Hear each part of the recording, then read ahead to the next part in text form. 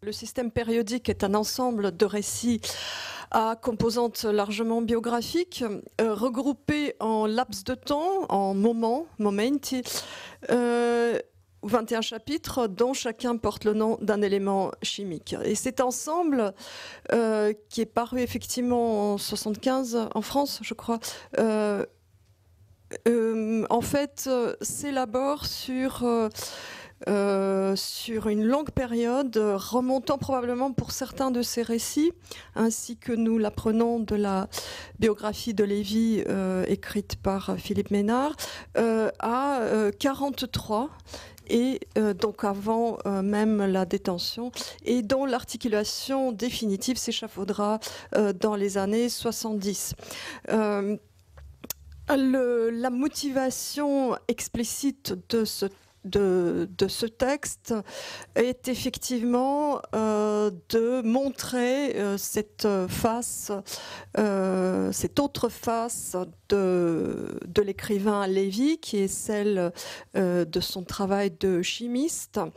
Mais on voit bien que d'abord, le texte va bien au-delà de cette motivation, tout d'abord parce que justement la chimie va être prétexte à exposer certains faits de la biographie, et même pas seulement de la biographie, mais également des origines, ainsi que nous le voyons dans le premier chapitre Argon, s'agissant d'un gaz inerte, un chapitre où Lévy parle de gaz inerte en général, métaphorisant en quelque sorte ce qu'il considère comme étant l'attitude de la communauté juive face à l'histoire. Alors on y a aussi, donc puisqu'on aborde les éléments référents à l'identité juive, on y a aussi ces passages très éclairants dans le récit qui s'intitule, le chapitre qui s'intitule le zinc. On a parlé de pureté tout à l'heure, donc c'est pour ça que j'ai décidé finalement de citer ces textes qui parlent d'impureté, puisque le zinc est un élément qui n'entre en réaction que moyennant certaines impuretés. Le zinc ne peut réagir avec les acides qu'en présence de certaines impuretés. Et à l'occasion de cette présentation de la façon dont fonctionne le zinc, Lévy va s'identifier à ces impuretés. Moi, je suis l'impureté qui fait réagir le zinc. Je suis le grain de sel et de séné. Donc l'impureté, en fait, se révèle être ce qui ce qui crée le dynamisme du monde, donc opposé à l'argon. Donc pour voir que ce n'est pas simplement l'inertie qui est du côté enfin plutôt le judaïsme n'est pas uniquement du côté de l'inertie, il est aussi du côté de ce dynamisme venant de l'impureté. Voilà, l'impureté, mais oui, puisque c'était précisément au cours de ces mois que débutait la publication de la défense de la race, qu'on faisait de grands discours sur la pureté, et que moi, je commençais à être fière d'être impure. Je crois que, voilà, là, on a quelques passages forts de ce livre. Mais au-delà même de la question de la science et de la visée autobiographique, le livre porte, semble-t-il, pourrait être considéré comme un métatexte littéraire, car il érige la chimie en métaphore de l'écriture, et à ce titre donne, semble-t-il, des clés de lecture pour l'ensemble de l'œuvre. La chimie et l'écriture littéraire apparaissent comme deux modes de construction d'une lisibilité, d'une intelligibilité du monde. Nous avons il a déjà beaucoup été question de cette dimension aujourd'hui. Bon, je vais essayer de ne pas répéter ce qui a déjà été dit. Donc ce besoin de transparence que Lévy qualifie lui-même à certains moments de tendance à la pédagogie, mais qui va sans doute au-delà, le pousse notamment à, je cite, « expliquer ma situation équivoque et ambiguë entre la chimie et la littérature ». Donc ce serait un des buts du système périodique. En réalité, l'adverbe entre, tout comme l'adjectif ambigu, est loin d'épuiser ce qui est plus qu'une situation, ce qui est un mode à la fois de cryptage et de décryptage, quelque chose comme un jeu de miroir entre deux langages qui se commentent et s'explicitent mutuellement, mais aussi jettent chacun un voile d'obscurité sur l'autre. Autrement dit, chacun de ces deux langages, donc la chimie d'une part, la littérature de l'autre, est une clé qui ouvre et qui ferme à la fois. Le laboratoire de chimie est en effet présenté par le narrateur du système périodique comme, je cite, le chemin le plus court pour celui qui cherche le pont, l'anneau manquant entre le monde de papier et le monde des choses. Fin de citation, c'est-à-dire comme le lieu où s'effectue la transmutation et la configuration du réel. Donc ça, c'est ce qu'on trouve dans le chapitre Le Fer. Partant, la grandeur du tableau périodique de Mendeleïev se révèle avant tout dans sa capacité à ordonner et à aménager, dans l'espace de la connaissance, une place pour ce qui apparaît comme des cases vides, à superposer au monde troué des représentations celui continu de l'intellection. Nous savons par ailleurs que Lévy recherche justement une clarté et une cohérence dans la mise en récit des expériences qui se refusent précisément à la clarté et à la cohérence, récusant l'écriture obscure, celle d'un Célan par exemple, et de manière générale le tout mimétisme par rapport à ce réel lacunaire. À travers le système périodique, le monde s'expose dans sa cohésion et sa complétude comme structure et non comme inventaire ou ensemble de fragments. Il y va non seulement d'une maîtrise de la nature, mais également de celle de sa propre biographie qui se dessine donc, comme il a été dit, sur les pages du système périodique. La case vide est ainsi capturée et rendue lisible. Je cite, « Vaincre la matière, c'est la comprendre, et il est nécessaire de comprendre la matière pour comprendre l'univers et nous-mêmes. » Fin de citation, c'est en ces termes que Lévy décrit son projet, toujours dans le chapitre Le Fer. Ce point, Lévy l'explicite en 84 dans le dialogue qu'il mène avec le physicien Tullio Regge, où certaines répliques peuvent d'ailleurs servir à bien des égards d'un commentaire au système périodique.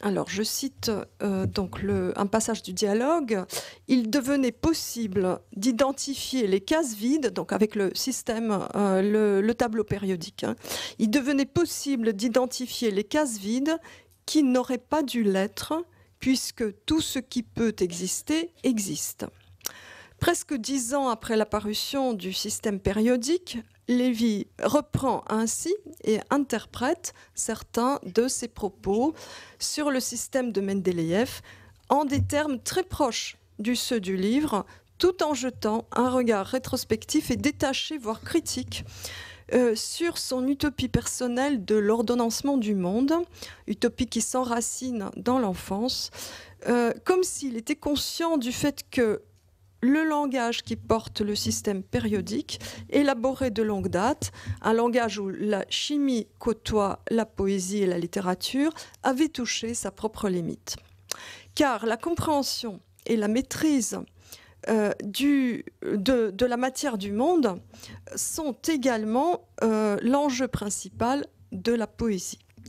Le système périodique de Mendeleïev, poursuit Primo Levi, était une poésie plus haute et plus solennelle que toutes les poésies digérées au lycée. À y bien regarder, elle possédait même les rimes. Sur ce point également, le dialogue avec Tullio Regge fournit une explication. Je cite, « Il est vrai que la rime est présente dans le tableau périodique. Dans sa présentation graphique la plus courante, chaque ligne se termine en effet par la même syllabe entre guillemets, toujours composée d'un halogène ou d'un gaz rare. » Cette analogie entre donc, le système périodique et la poésie fait dire à Primo Levi que Mendeleïev dut éprouver une émotion esthétique, poétique, lorsqu'il perçut que le chaos allait céder place à l'ordre. La chimie constitue donc un langage par lequel le monde s'organise et où l'être retrouve sa place, comme on a vu donc dans la citation à propos du vide, comblant les lacunes qui se présentent à nous. Le tableau de Mendeleïev est à ce titre une sorte de récit de la création qui fonde la cosmologie personnelle de Primo Levi et s'oppose au récit de la Genèse dont il est d'une certaine manière le substitut. Plus que cela, le langage de la chimie s'oppose par sa clarté à la langue biblique elle-même, que Lévi qualifie d'irrationnelle, toujours dans le même dialogue qui paradoxalement débute avec des considérations sur l'hébreu. Irrationnelle, elle l'est notamment parce que les voyelles, il faut les deviner, à l'opposé de la chimie dont l'écriture, comme on a vu, est vocalisée. Ce n'est donc pas un hasard si le premier chapitre du système périodique est consacré justement à la description d'une langue cryptée, celle de la communauté, celle qu'utilisait la communauté juive piémontaise, une langue qui possède, je cite, une merveilleuse force comique et dont Lévi dira plus tard, encore une fois, en 82, dès l'enfance, j'avais été intriguée, mais aussi attendrie par cette survivance pathétique de la langue biblique dans le langage familial et dialectal. Un plurilinguisme originel et familier dont on peut remarquer qu'il présente un contrepoint au plurilinguisme babélien et diabolique du camp. Dans le même entretien, Lévi confie à Tullio-Regge une des motivations qui ont présidé à ses études de chimie. Je cite, « J'étais hantée par un étrange sentiment. Je me croyais victime d'une sorte de complot universel. Je pensais que ma famille et l'école me cachaient quelque chose que je recherchais dans mes domaines de prédilection, la chimie et l'astronomie par exemple. » Une disposition d'esprit que Lévi lie à son romantisme, qui lui fait espérer découvrir la clé de l'univers et qui l'oppose à la religion. Le complot du monde ne peut être déjoué que par le savoir, basé sur l'étude de l'infiniment petit ou de l'infiniment grand, et non par la foi. Cette attitude romantique reposait sur l'idée d'un pourquoi des choses qu'il s'agit de comprendre. Je cite, « J'étais profondément romantique », donc il s'agit de la période de son adolescence, « J'étais profondément romantique et même dans la chimie, je m'intéressais essentiellement à l'aspect romantique, espérant repousser très loin les frontières du connu, découvrir la clé de l'univers, comprendre le pourquoi des choses, donc il perché delle cose ». En 84, en revenant sur ce projet, il en perçoit le caractère utopique. Je cite, « Aujourd'hui, je sais qu'il n'y a pas de pourquoi. C'est du moins mon sentiment.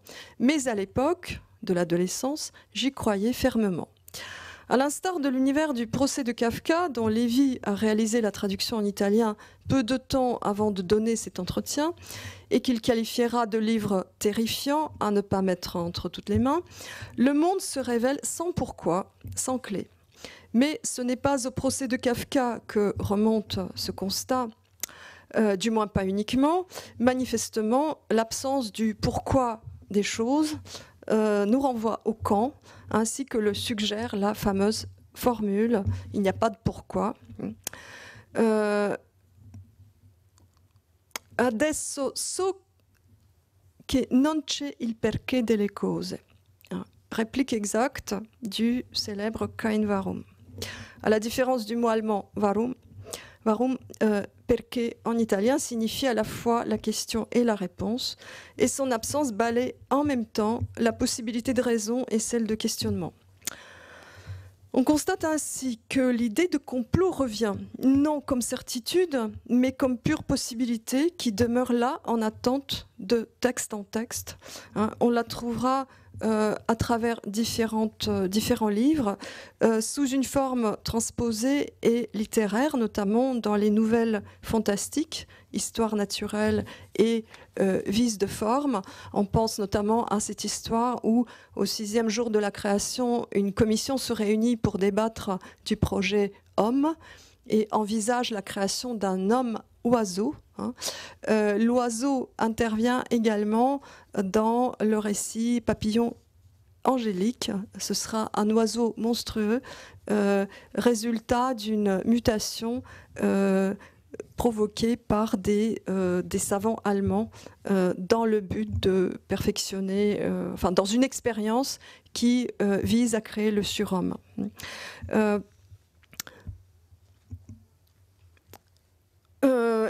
Donc l'idée de complot est perceptible aussi sous forme d'un Dieu méchant et incompréhensible qui décide du destin de l'homme, d'un Dieu absurde que Lévi évoque pour la réfuter, mais qui offre, elle aussi, en tant que construction intellectuelle, une variante de décryptage du monde à laquelle s'oppose justement la rationalité du chimiste. Ainsi, en 1983, Primo Levi confie à Giuseppe Grieco « Il me vient l'idée que derrière cette énorme machinerie de l'univers, il y a bien un machiniste qui en règle le mouvement et qui l'a peut-être même inventé. Mais soyons très clairs, ce soupçon ne m'ôte pas de l'idée que ce machiniste, s'il existe, est indifférent aux affaires des hommes. Indifférence qui, on le sait, est payée de retour par celle de Lévi à l'égard de la religion et qui a trouvé pour lui une, je cite, douloureuse confirmation dans le Laguerre. De machinerie machiniste, macchinario machiniste, il n'y a qu'un pas à la machination, macchinazione. Le tableau de Mendeleïev apparaît ainsi comme un dispositif permettant de déjouer le complot, conjurer le vide apparent par l'ordre. C'est là un des enjeux principaux du livre. L'autre enjeu immédiatement corrélé à celui-ci est également de l'ordre de la mise en forme et de l'ordonnancement, non plus des éléments de la matière, mais de ceux de la vie.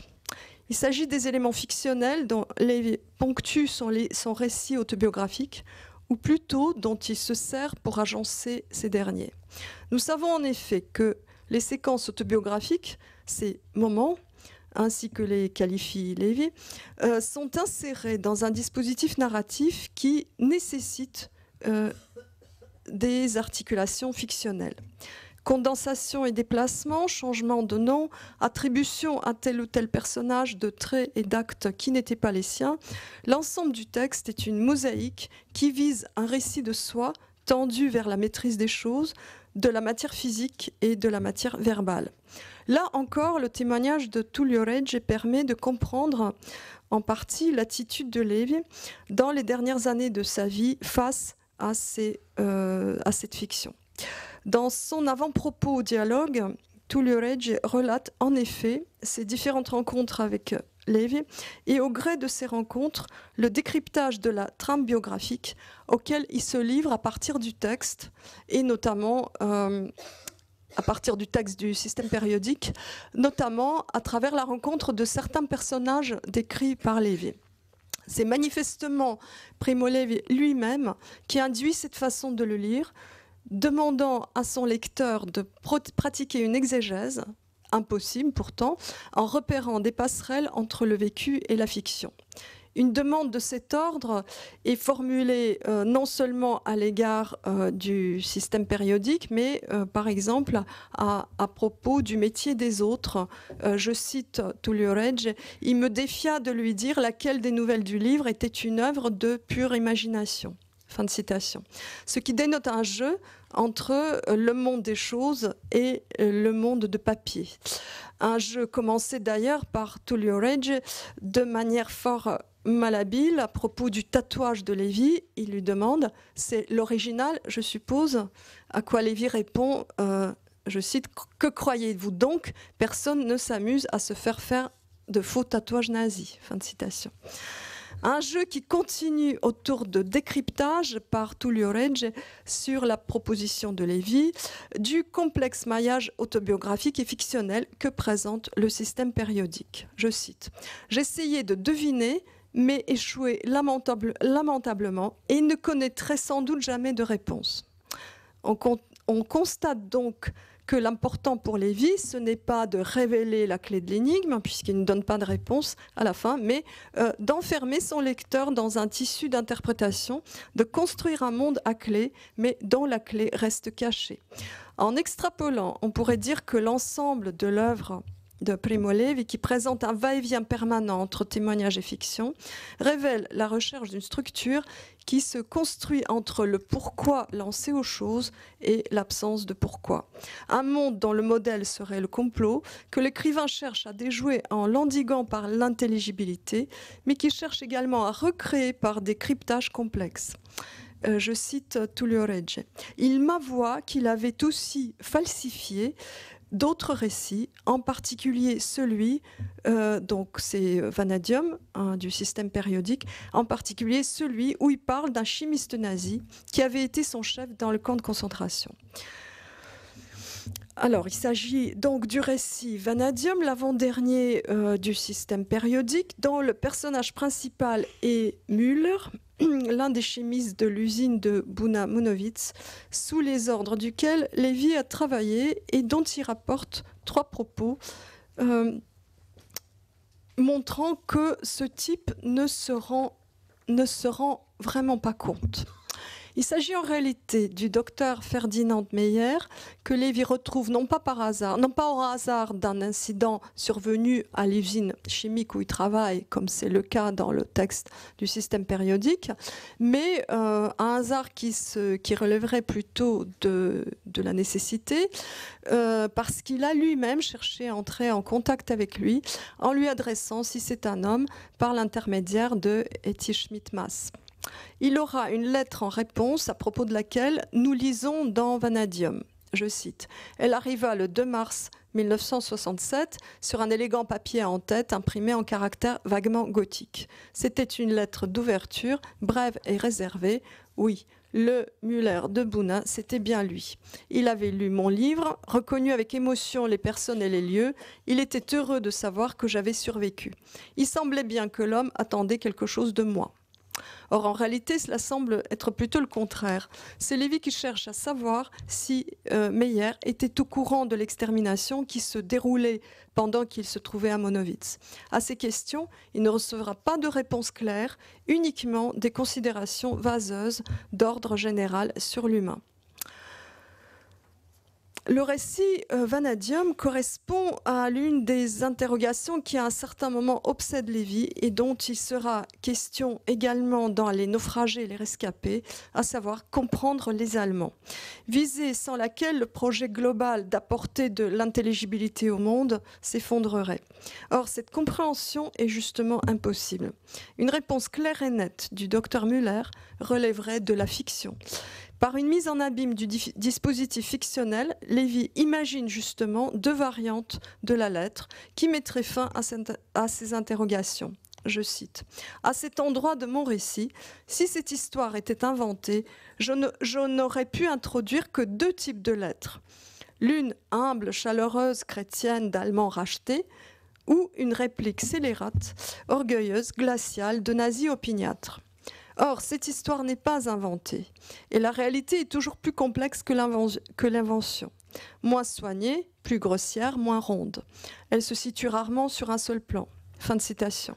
Il est impossible donc d'avoir une réponse tranchée, impossible de comprendre la façon dont les Allemands non impliqués directement dans le génocide ont cependant permis que celui-ci ait lieu.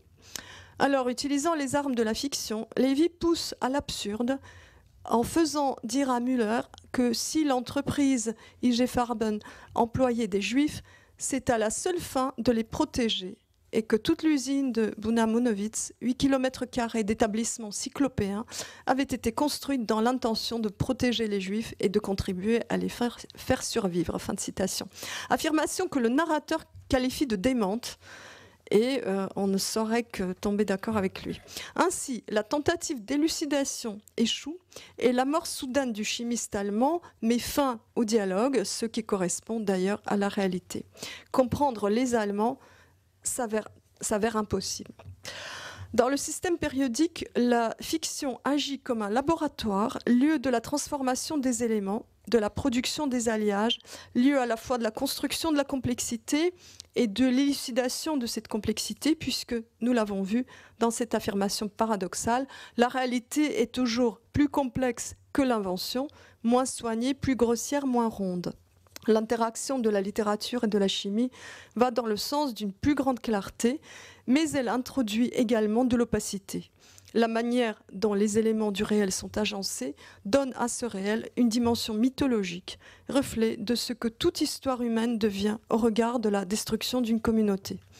Le camp étant un lieu où se racontaient des histoires, sans doute mythifiées, des histoires dont il était impossible de savoir si elles étaient vraies ou fausses, et dont Lévy dit, dans un texte intitulé, dans une contribution à un colloque intitulé « L'itinéraire d'un écrivain juif ».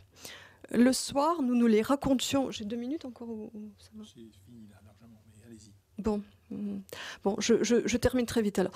Le soir, nous nous les racontions entre nous. Elles se sont déroulées en Norvège, en Italie, en Algérie, en Ukraine. Et elles sont simples et incompréhensibles comme les histoires de la Bible. Mais ne sont-elles pas à leur tour les histoires d'une nouvelle Bible ?